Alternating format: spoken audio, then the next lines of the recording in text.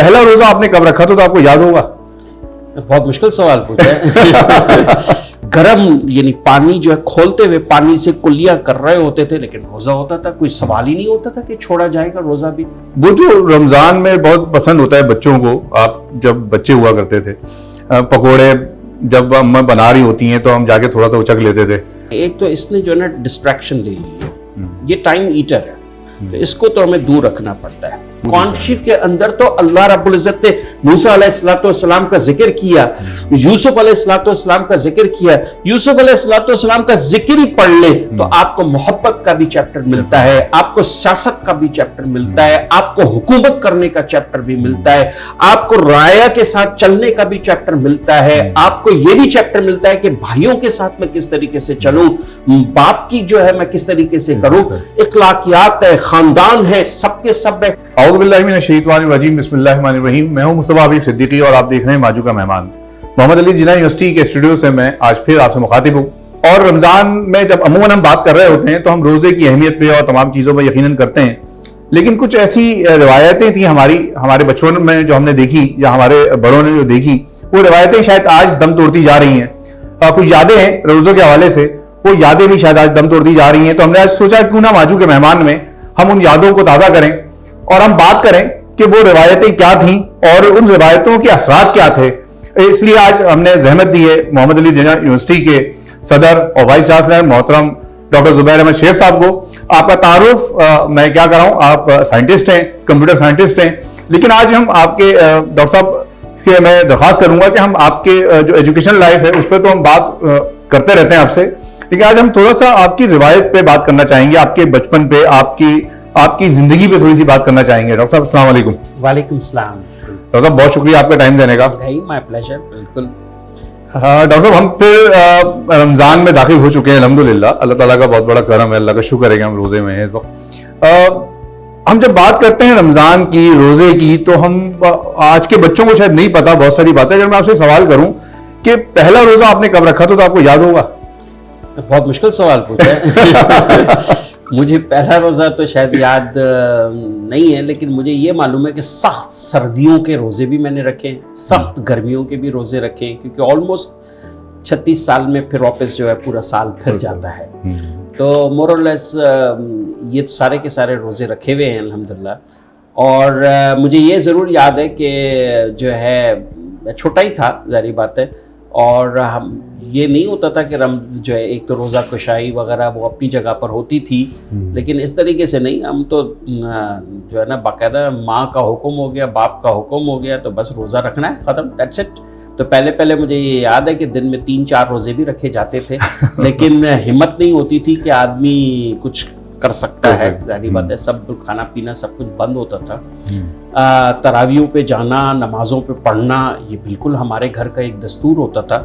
اور چاہے صحیح نمونے سے پڑھنی آتی ہو یا نہیں پڑھنی آتی ہو, ہمیں جانا ہوتا تھا. وہ الگ بات ہے کہ مسجد میں پیچھے بیٹھ کر کھیلتے بھی تھے اور جو ہے شرارتیں بھی ہو رہی ہوتی تھی. بٹ یہ ایک یوں سمجھے کہ ایک فیملی کا ری یونین ہوتا تھا سحری پہ, افطاری پہ, اور وہ ری یونین جو ہے وہ ایک لائف ہوتی تھی. اور رمضان میں کبھی بھی ہمیں یہ نہیں محسوس ہوا, بچپن میں بھی, اور کبھی بھی ایسا محسوس نہیں ہوا. مجھے شدید گرمی کے روزے یاد ہے جب میں تھوڑا سا بڑا تھا, اور مجھے یاد ہے کہ میرے میٹرک اور فرسٹ ایئر انٹر کے زمانے میں جو ہے سخت گرمیوں کے بھی روزے آئے تھے, اور اتنی گرمی تھی کہ پیاس سے آدمی برا حال ہو رہا تھا, حلق میں کانٹے پڑ رہے ہوتے تھے. اور یہ وہ دور نہیں تھا جب ایئر کنڈیشنرز میں ہم بیٹھے ہوئے ہوں. ہم لوگوں کو یونیورسٹیوں میں جانا پڑتا تھا, امتحانوں کے دن بھی تھے, بورڈ کے ایگزامز تھے, وائواز ہو رہے تھے اس میں, لیکن جو ہے گرم یعنی پانی جو ہے کھولتے ہوئے پانی سے کلیاں کر رہے ہوتے تھے, لیکن روزہ ہوتا تھا, کوئی سوال ہی نہیں ہوتا تھا کہ چھوڑا جائے گا روزہ بھی. تو یہ کلچر ہی نہیں تھا. اور تو یہ مجھے اچھا. یہ جیسے ابھی آپ نے سحری کا ذکر کیا, آپ نے اپنے افطار کا ذکر کیا, یہ الحمدللہ ہماری ایک مطلب روایت بھی ہے اور ایک ثقافت بھی ہماری ہے, اور پھر اس طرح ایک پورا خاندان ایک جگہ جمع ہو جاتا ہے. وہ جو رمضان میں بہت پسند ہوتا ہے بچوں کو, آپ جب بچے ہوا کرتے تھے پکوڑے جب اماں بنا رہی ہوتی ہیں تو ہم جا کے تھوڑا سا اچک لیتے تھے. تو یہ حرکتیں بھی ہوئی ہیں؟ جی بالکل ہوتی تھی. پکوڑے ہوتے تھے اور جو ہے وہ پڑوس سے جو ہے کبھی جو ہے کوئی اور چیز آ جاتی تھی تو اس سے پہلے کہ وہ گھر کی ٹیبل تک پہنچے سے پہلے ہی ہم کھا لیتے تھے تھوڑا بہت. یہ تو ضرور ہوتی ہے, لیکن I think this is what is life is.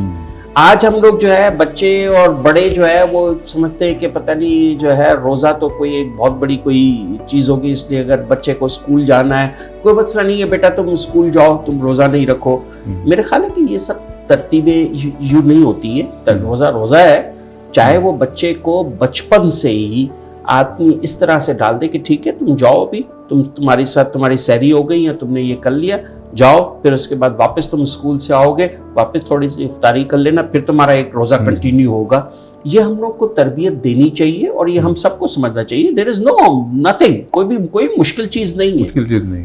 روزے میں آپ نے یقیناً پڑھائی بھی کی ہوگی. ہمارا سننے والا طالب علم جو آج نوجوان ہے یا ہمارا جو بچہ جو 7ویں 8ویں کلاس میں ہے, وہ یہ سننا چاہتا ہے کہ اس وقت آپ کے جو ٹائمنگ تھے وہ کس طرح آپ لوگ شیڈیول کرتے تھے, اور جب روزہ رکھ کے اور وہ گرمی جس طرح آپ نے بتایا گرمی, شدید گرمی, اس دوران آپ کی پڑھائی کا کیا طریقہ کار ہوتا تھا؟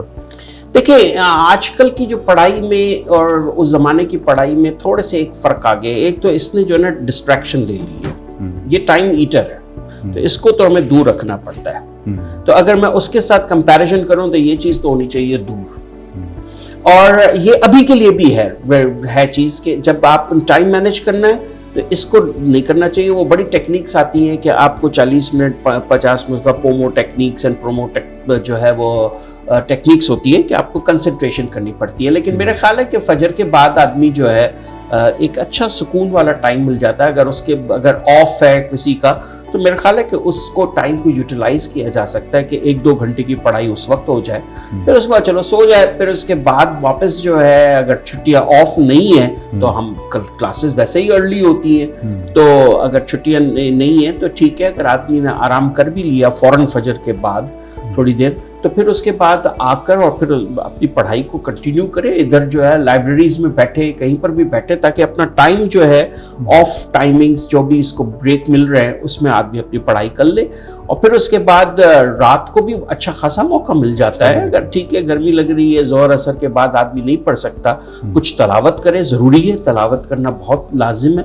اور اس کے بعد جو ہے عشاء کے بعد تراویحوں کے بعد آدمی بیٹھ جائے اور آدمی اپنی جو ہے 1-2 گھنٹے کی پڑھائی کر سکتا ہے. اللہ رب العزت خود بخود برکت ڈالتا ہے. یہ رحمتوں اور برکتوں کا مہینہ ہے. اس میں رحمت برکت صرف کھانے پینے کی نہیں ہوتی, وقت کی بھی رحمت اور برکت ہوتی ہے. بے شک. وہ جو ہمارے پاس تراویح کے بعد سحری تک کا ایک وقت ہوتا ہے, سحری میں جب بچہ اٹھتا ہے اور جب ماں یا بہنیں وہ سحری بنا رہی ہیں تو وہ وقت بھی بہت مطلب اہم ہوتا ہے, جس وقت میں آدمی پڑھائی بھی کر سکتا ہے. میرے خیال میں اگر ہم اس کو اس طرح لیں کہ وہ تعلیم جو دنیاوی تعلیم ہی صحیح, وہ بھی تو ایک فریضہ ہے, اور وہ کیا اس میں شمار نہیں ہوگا؟ کہ بالکل ہوگا, کیوں نہیں ہوگا. آدمی جو ہے 2 رکعت نفل پڑھ کر آدمی بیٹھ جائے, آدھا گھنٹہ بھی بیٹھ جائے تو اس میں بڑی برکت آتی ہے, کیونکہ یہ بڑے ایکسکلوزیو ٹائمز ہوتے ہیں. ان ایکسکلوزیو ٹائم میں پروڈکٹیوٹی خود بخود ملٹیپلائی ہوتی ہے. تو ملٹیپلیکیٹو فیکٹرز کو اس طرح سے نہیں ہوتا ہے وہ چھکے پہ جو ہے نا 6 قدم آگے, یا چھکے پہ جو ہے دوسری گوٹ چلتی ہے, آگے چلتی ہے, پھر سیڑھیاں مل جاتی ہیں پیچھے. یہ وہ ٹائمنگز ہے. تہجد کا ٹائم ہے, 2 رکعت نفل پڑھی آدمی نے اور پھر اس کے بعد آگے چلا گیا, تو یہ سیڑھیاں ملتی ہیں آدمی کو. تو وہ وقت کی برکت کے جو کیپسولز ہے وہ ایک صبح میں ہے, دوسرا رات کو بھی پڑھ سکتا ہے, دن میں آدمی پورا وقت پڑھے. ہاں ٹھیک ہے, زہر کے بعد آدمی تھوڑا سا آرام کر لے بالکل, اور قرآن شریف کی تلاوت عصر کے بعد کرے تھوڑی بہت. تو یہ بالکل وقت ہے. بہت سارے ٹائم ہوتے ہیں, یہ پاکٹس ہوتی ہیں, اس کو دور رکھیں. بہت ساری یہ تو رمضان ایسا لگتا ہے کہ جب اللہ تعالیٰ کا نظام, یقیناً اللہ تعالیٰ نے ایسا خوبصورت نظام بنایا کہ رمضان ایسا لگتا ہے کہ ہمیں وہ وقت بتا دیتا ہے کہ ہماری جو ٹائمنگ ہے پوری زندگی کی وہ کیسے چلے گی, اس کو گزارنا کیسے ہمیں. Exactly. I think what is happening with the young generation is this. وہ ینگ جنریشن سمجھتی ہے کیا ہوا, بھوکے پیاسے رہنے سے ہوگا کیا, کیا اور کوئی کام نہیں ہے جس سے میں جو ہے نا کچھ کر سکتا ہوں. I think this is what is the problem. We haven't understood the spirit of Islam. We haven't understood the spirit of ایمان. ایمان ہے کیا؟ آج کل میں ملتا ہوں کئی نوجوان ہیں, وہ کہتے ہیں تو کیا ہوا, اس میں کیا فرق پڑتا ہے. ایک ابھی جو ہے میرا ایک فارمر اسٹوڈنٹ تھا, اس نے کہا سر آپ مائنڈ نہ کیجیے گا, لیکن میں جو ہے ایک قسم کا جو ہے نا میرے کو سمجھ میں نہیں آتا کیوں روزہ رکھوں, میرے پاس کوئی ٹائم نہیں ہے, روزے رکھ کے کیا کریں گے ہم بھوکے پیاسے رہ کر.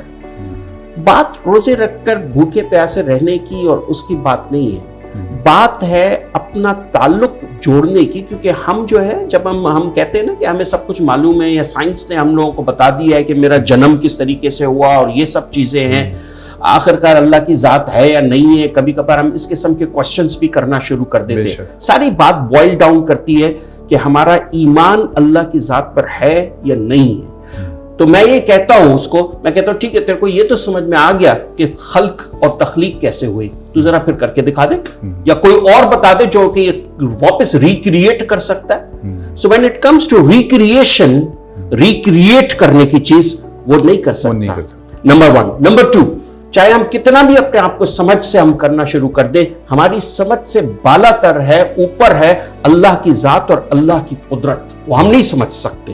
ہم اپنی ذات کو تو سمجھنا شروع کر لیتے ہیں اور سمجھتے ہیں کہ ہم نے اپنی ذات کو کانکر کر لیا, ہماری کوشش سے سب کچھ ہوتا ہے, لیکن کوشش سے بھی کچھ نہیں ہوتا. بہت ساری چیزیں جو کہ ہمیں نظر آتی ہیں, ہم ملک کا نظام ہی دیکھ لیں, بڑی کوششیں کی, یہ کیا وہ کیا, نہیں ہوتا ہے. اس کا مطلب یہ نہیں کہ اس کے ہاتھ میں اس کے ہاتھ میں نہیں, جو اللہ رب العزت نے ایک انسان کی چاہت ہے, ایک اللہ کی چاہت ہے, جس نے اپنی چاہت کو اللہ کی چاہت کے مطابق رکھ دیا, تو اللہ بھی اس کی چاہت کے مطابق اور پھر اس کے مطابق میری خواہش ایک تیری خواہش ہوگا تو وہی جو ہے میری خواہش. بے شک, تو یوں ہمیں سوچنا چاہیے نا, تو ہم سوچ ہی نہیں سکتے. تو رمضان المبارک اور روزوں میں آپ بالخصوص اگر انسان چاہے تو اپنی اس ذات پہ بھی سوچنا شروع کر دے, تو اس کا تعلق اللہ سے جڑتا ہے. اور جب اللہ سے تعلق جڑ جاتا ہے تو میں آپ کو سچ بتاتا ہوں, وہ اس روزے کے پیاس میں بھی لذت ہے, بھوک میں بھی لذت ہے, افطاری میں بھی لذت ہے, کیونکہ انسان کو پتہ چلتا ہے کہ یہ رزق میرے نصیب کا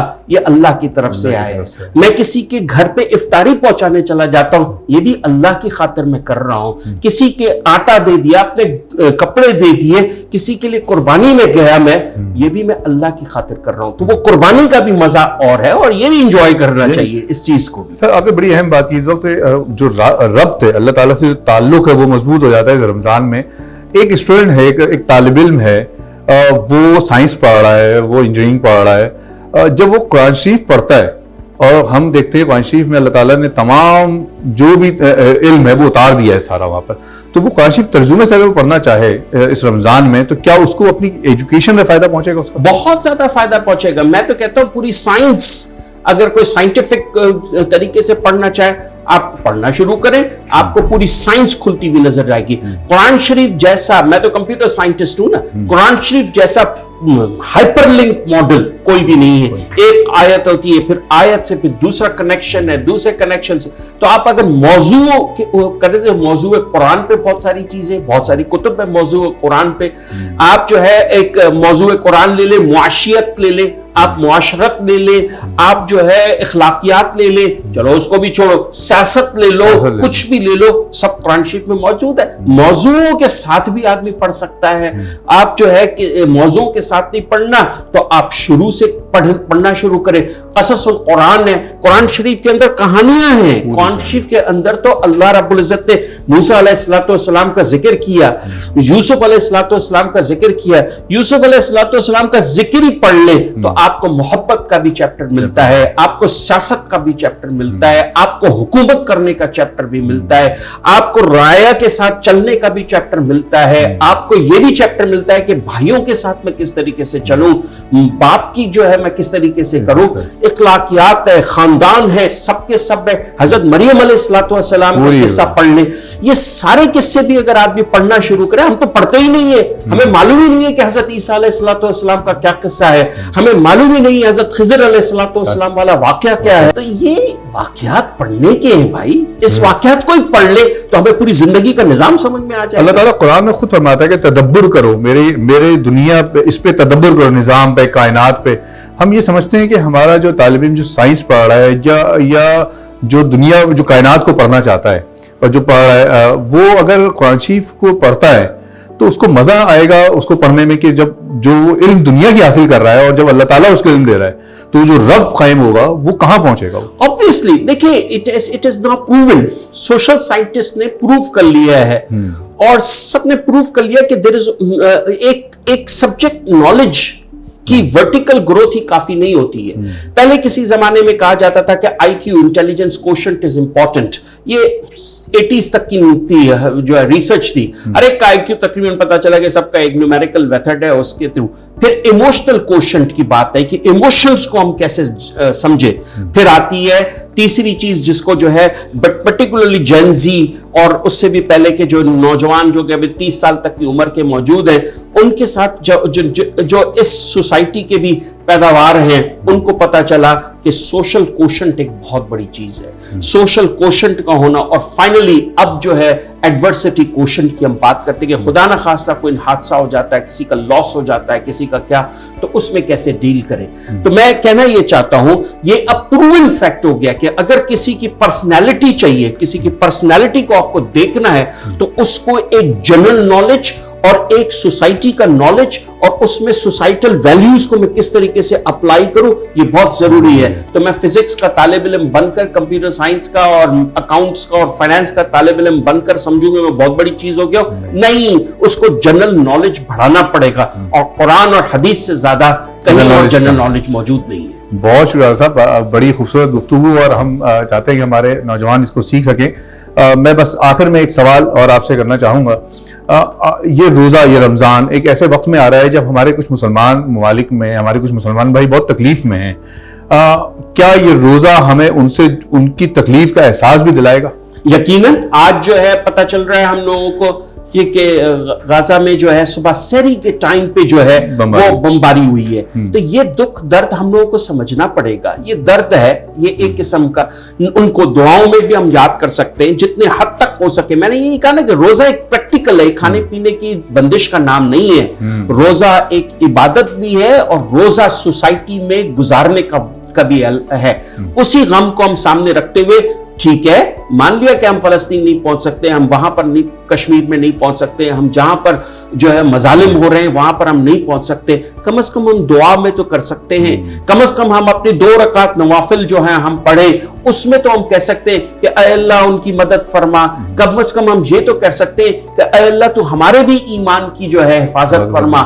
آخرکار میں یہ نہیں کہہ رہا, لیکن جب وہاں پر جو حالات ہوتے ہیں ہمارے اوپر ان کا اثر آنا چاہیے اور ہوتا بھی ہے, اور ہمارے اعمال کا اثر ان کے اوپر بھی پڑ رہا ہے. تو ہم اپنے اعمال کی توبہ کرنا شروع کر دیں, اجتماعی طور پہ استغفار کرنا شروع کر دیں, لوگوں کے ساتھ بانٹنا شروع کر دیں. ان کے درد میں ادھر تک ہم کھانا نہیں پہنچا سکتے, غریبوں کے پاس کھانا پہنچائیں, غریبوں کے پاس ہم کپڑے لے کر جائیں. یہ مہینہ رحمت اور برکت کا ہے. And one more thing I would like to mention over here. We must understand کہ بعض لوگ کہتے ہیں کہ جناب جو ہے نا اس میں کیا ہو بھائی, یہی تو اکنامک ہوتی ہے. مان لیا کہ کچھ مہنگے ہو گئے, خربوزہ مہنگا ہو گیا, کیلا مہنگا ہو گیا, آپ کا آلو پیاز مہنگے ہو گئے, مان لیا کہ وہ مہنگا ہے, ہو گیا ہے, لیکن اللہ رب العزت وہ برکت بھی دیتے ہیں اور اسی سے اکنامک ویل بھی جنریٹ ہوتا ہے. کتنی اکنامک جو ہے وہ لوگوں کے بزنسز جو ہے چرن آؤٹ ہوتے ہیں اور وہ چڑھ رہے ہوتے ہیں. کپڑوں کا بزنس, سموسے پکوڑوں کا ہی بزنس چل رہا ہوتا ہے, لیکن بزنسز کرتے ہیں. اسی طریقے سے عید الاضحیٰ کے موقع پر گوشت کی ڈسٹریبیوشن, گوشت سے, یہ ایک اکنامک فیکٹر بھی ہے جو کہ ہم سمجھتے نہیں ہیں. تو غریبوں کے دکھ درد میں شامل ہونا ایک سوسائٹی کی امپروومنٹ کے لیے بھی آپ کام کر رہے ہیں. تو یہ سب سوچوں کے ساتھ ہمیں فلسطین والوں کے لیے, کشمیر والوں کے لیے, جہاں جہاں پر بھی ہو رہا ہے وہاں پر اور اپنے ارد گرد کے اندر بھی ہم لوگ کو دیکھنا چاہیے اور اس درد میں شامل ہونا چاہیے. بہت شکریہ صاحب, بہت شکریہ آپ کا. میں یہاں کہوں گا کہ مسلمان ایک جسم کی مانند ہے آپ صلی اللہ علیہ وسلم کی حدیث کے مطابق, اور جسم کے ایک حصے کو جب تکلیف پہنچتی ہے تو پورا جسم اس تکلیف کا محسوس کرتا ہے. تو آج جس طرح ڈاکٹر صاحب نے فرمایا کہ فلسطین ہو, کشمیر ہو یا پاکستان کے اندر کچھ لوگ ہوں جو مشکل میں ہیں, اگر وہ تکلیف میں ہیں تو اس تکلیف کا احساس ہمیں بھی ہونا چاہیے. اور بہت اہم بات جو اس وقت ہے کہ وہ جو روزہ ہے, روزے سے آپ کا اللہ تعالیٰ سے جو تعلق ہے وہ بنے. اس روزے کو ایک محمد علی جناح یونیورسٹی میں, چونکہ ہمارے پاس نوجوان ہیں ایجوکیشن کے لیے آتے ہیں یہاں پہ, ہم ان کے لیے یہ بات کہتے ہیں کہ وہ اپنے ٹائم کو اس طرح ٹائم مینجمنٹ کریں کہ اس روزے سے اپنی ٹائمنگ کو ایسے بنائیں کہ اپنی ایجوکیشن کو بھی بہتر کر سکیں. امید ہے آپ کو پروگرام پسند آیا ہوگا, آپ کی رائے کا انتظار رہے گا. ماجو کے مہمان میں انشاءاللہ پھر کسی وقت حاضر ہوں گے نئے مہمان کے ساتھ. آپ کی رائے کا اظہار کیجیے گا. بہت شکریہ.